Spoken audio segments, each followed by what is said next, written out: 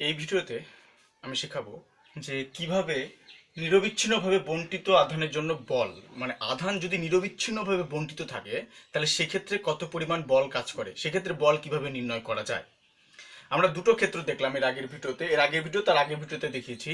প্রথম ভিডিওতে দেখালাম যে দুটো পয়েন্ট চার্জ বা দুটো বিন্দু আধানের মধ্যে ক্রিয়াশীল বল কুলম্বের সূত্র দিয়ে নির্ণয় করা যাবে, F equal to K into Q1 Q2 by R square. আর যদি একাধিক আধান থাকে তাহলে সেক্ষেত্রে উপরিপাতের নীতি ইউজ করে সেটাকে বের করতে হবে। কিন্তু এখন আধান যদি বণ্টিত থাকে, একটা কিউ পরিমাণ আধান, সেটা যদি বণ্টিত থাকে, কিভাবে বণ্টিত থাকবে? তিনভাবে বণ্টিত থাকবে। আধান তিনভাবে বণ্টিত হতে পারে। এই ব্যাপারটা হচ্ছে কিসের জন্য? আধান বন্টনের জন্য। আধান যদি বণ্টিত হয়ে থাকে তাহলে ওই আধানের সাপেক্ষে অন্য একটা আধানের মধ্যে কি কি পরিমাণ বল কাজ করছে কিভাবে নির্ণয় করব। ধরে নিচ্ছি এটা একটা রড বা এটা একটা তার। এই তারে, আচ্ছা আগে আর একটা জিনিস বলে দিই, আধান যে বন্টনের কথা বললাম, আর আগে এটা দেখাই যে একটা তার, এই তারের মধ্যে প্লাস কিউ পরিমাণ আধান বণ্টিত আছে। মানে তার মানে এটা না যে এটা কিউ, এটা কিউ, এটা কিউ, এটা কিউ, পুরোটা মিলে কিউ, সেই আধানটাই বণ্টিত হয়ে আছে। পুরোটার আধান হচ্ছে কিউ, এই আধানটা বণ্টিত হয়েছে। এটা হচ্ছে একটা আধান বন্টন। তো এই আদান বন্টন তিন রকমের হয়, তিনভাবে আদান বণ্টিত হয়। প্রথম আধান বন্টন হতে পারে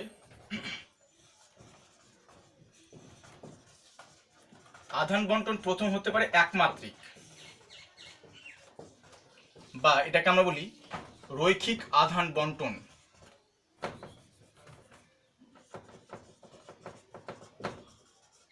যেটা একটু আগে দেখালাম এটা হচ্ছে রৈখিক আধান বন্টন। আরেকটা হচ্ছে দ্বিমাত্রিক বা ক্ষেত্র আধান বন্টন। একটা সারফেসে যদি একটা দ্বিমাত্রিক তলে যদি আধান বণ্টিত হয়ে থাকে, একটা সারফেসে কন্টিনিউয়াসলি, নিরবিচ্ছিন্নভাবে, সাজিয়ে গুছিয়ে, কিন্তু এলোমেলো নয়, ডিসকন্টিনিউয়াসলি হলে হবে না। তো দ্বিমাত্রিক বা ক্ষেত্র আধান বন্টন। আর একটা কিভাবে আধান বণ্টিত হতে পারে? ত্রিমাত্রিক ভাবে। ত্রিমাত্রিক বা এটাকে আমরা বলি আয়তন আধান বন্টন।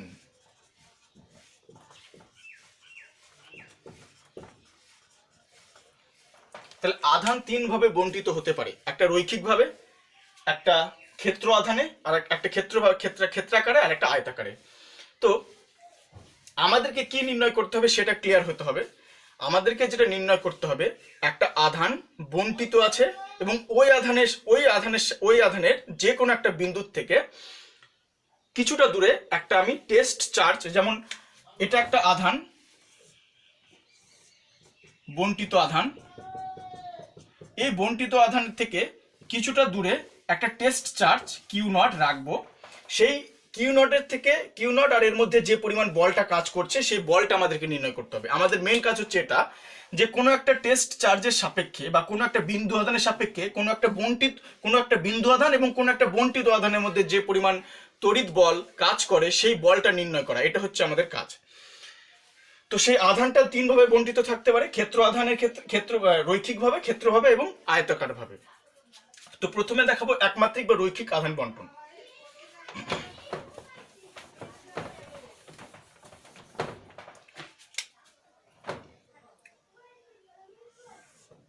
ওই চিত্রটাই আবার আঁকাতে হবে। ধরে নিচ্ছে একটা এল দৈর্ঘ্যের এটা একটা তার,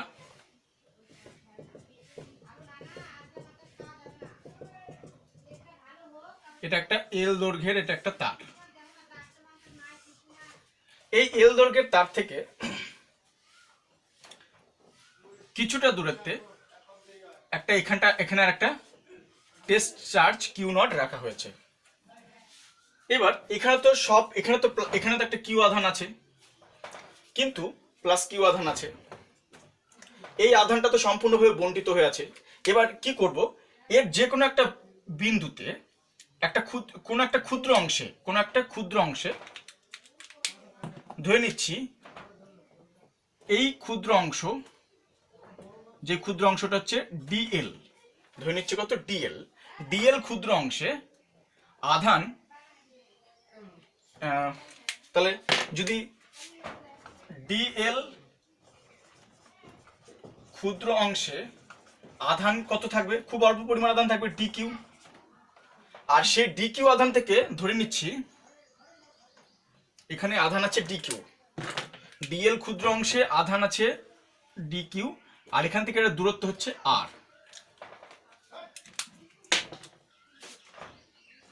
এবং ডি কিউ দূরত্ব ডি কিউ থেকে ডিএল ক্ষুদ্র অংশে আধান আছে ডি কিউ, আর এখানে যে পরিমাণ ফোর্সটা কাজ করবে সেই ফোর্সটা তাহলে মানে কত হবে, ডিএফ হবে। কত হবে, DF. D Q R Q নটের মধ্যে যে পরিমাণ ফোর্সটা কাজ করবে সেটা হচ্ছে ডিএফ হবে, যেহেতু ক্ষুদ্র অংশে তাই ফোর্সের পরিমাণটাও ক্ষুদ্র। তো এটা বলার আগে আমাদেরকে একটা জিনিস জানতে হবে, সেটা হচ্ছে রৈখিক আধান ঘনত্ব, এটা আমাদেরকে জানতে হবে। রৈখিক আধান ঘনত্ব আমরা জানি, আমাদেরকে একটা জিনিস জানতে হবে, সেটা হচ্ছে রৈখিক আধান ঘনত্ব, যাকে আমরা ল্যামডা দিয়ে প্রকাশ করি। রৈখিক আধান ঘনত্বটা কি, আমরা জানি ঘনত্ব সমান সমান ভর বাই আয়তন, কিন্তু এখানটায় তো ভর নেই, এখানে ভরের বদলে কি আছে, আধান। তার মানে কি আধান বাই কি হবে,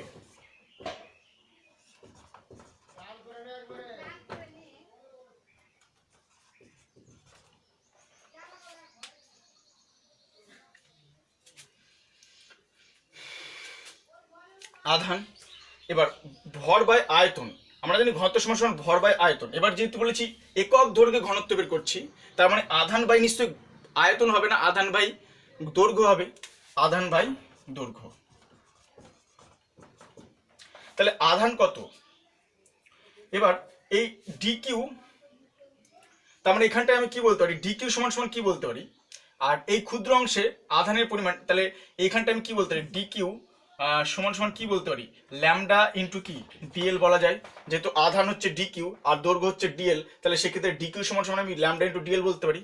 ঠিক আছে, এবার ধরে নিচ্ছি ডি কিউ আর কিউ নটের মধ্যে যে পরিমাণ ফোর্সটা কাজ করছে সেটা হচ্ছে ডিএফ ফোর্স কাজ করছে। কি ফোর্স কাজ করছে, ডিএফ ফোর্স। তাহলে ডিএফ সমান সমান কি বলতে পারি, 1/4πε0। এটা অনেকে এটাকে কেউ ভাবে ধরা যেতে পারে 1/4πε0 কি হবে, q naught into d q by R square. আচ্ছা, আমি এটা শুধুমাত্র মান রেখেছি, আমি যদি ভেক্টর দেই তাহলে তোমাকে এখানে যদি ভেক্টর দিই তাহলে এখানে আমাকে দিতে হবে আর ক্যাপ। ঠিক আছে, তো আমি ভেক্টর ইউজ করছি না, শুধুমাত্র মান ইউজ করছি, তো আমি তার জন্য ডিরেকশনটাকে উঠিয়ে দিলাম। তাহলে এবার বলো যে কি থাকলো, এবার আমি এখানে আর কি করতে পারি, 1/4πε0 কি করতে পারি, q naught into d q এর বদলে কি লিখতে পারি, ল্যামডা ইন্টু কি কিউ নট ইন্টু কি করতে পারি, ল্যামডা ডিএল লিখতে পারি বাই আর স্কোয়ার। আচ্ছা, এটা তো হয়ে গেল এই ক্ষুদ্র অংশে ডিএফ। এবার যদি সমগ্র এই টেস্ট চার্জের জন্য এই পুরো তারে বা রডে কি পরিমাণ বল কাজ করছে সেটা সমগ্র অংশে বল, সমগ্র অংশে বল, তাহলে কত হবে এফ। তাহলে এটা কিভাবে আসবে, ডিএফ এর ইন্টিগ্রেট করতে হবে, ডিএফ কে ইন্টিগ্রেশন করতে হবে, এখানে ইন্টিগ্রেশন চলে আসবে। তাহলে বলো ইন্টিগ্রেশন কার হবে, কিউ নট তো ধ্রুবক থাকছে, কিউ নট বাই 4πε0। এবার ইন্টিগ্রেশন কত থেকে কত দূর পর্যন্ত, 0 থেকে এর যে দৈর্ঘ্য, তার যে দৈর্ঘ্য ধরে নিয়েছি এল, এটা বাই কত ইন্টু কত, lambda dl by R square. তার মানে এফ সমান সমান কি দাঁড়ালো, কিউ নট বাই 4πε0 ইন্টিগ্রেশন 0 থেকে এল পর্যন্ত lambda dl by R square.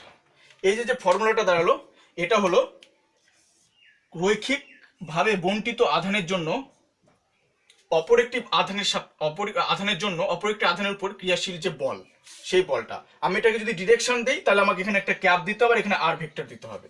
তাহলে এর ভেক্টর রূপটা কি হবে, F vector Q nought by 4πε0 integration 0 থেকে এল পর্যন্ত। এটা কেউ চাইলে এটাকে ইন্টিগ্রেট করতেও পারে, না এরকম করে রেখে দিলেও চলবে, lambda into dl by R square dot r cap. তাহলে এটা হলো কি রৈখিকভাবে বণ্টিত আধানের জন্য কোনো একটা বিন্দু রৈখিকভাবে বণ্টিত আধানের সাপেক্ষে কোনো একটা বিন্দুতে ক্রিয়াশীল, কোনো একটা বিন্দু আধানের উপর ক্রিয়াশীল তড়িৎ বল এটা। এবার যদি আধানটা, এটা তো হলো রৈখিকভাবে, এবার যদি ক্ষেত্রাকারে মানে দ্বিমাত্রিক ভাবে যদি আধান বণ্টিত থাকে, একই প্রসেস, খালি দৈর্ঘ্যের জায়গায় হয়ে যাবে ক্ষেত্রফল।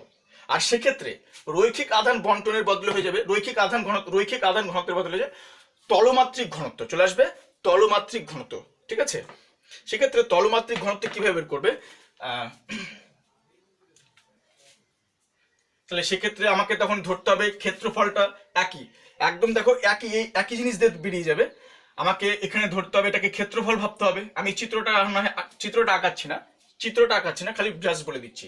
তাহলে সেখানে ডিএল ক্ষুদ্র অংশের বদলে হয়ে যাবে ডিএস ক্ষুদ্র ক্ষেত্রাকারের জন্য আধান ডিকিউ, ক্ষেত্রাকারে আধান আছে ডিকিউ। রৈখিক আধান ঘনত্বের বদলে যাবে তলমাত্রিক ঘনত্ব, কি চলে আসবে সেটা তলমাত্রিক ঘনত্ব, যেটাকে আমরা সিগমা দিয়ে প্রকাশ করি। এটা সমান সমান কি আধান বাই ক্ষেত্রফল,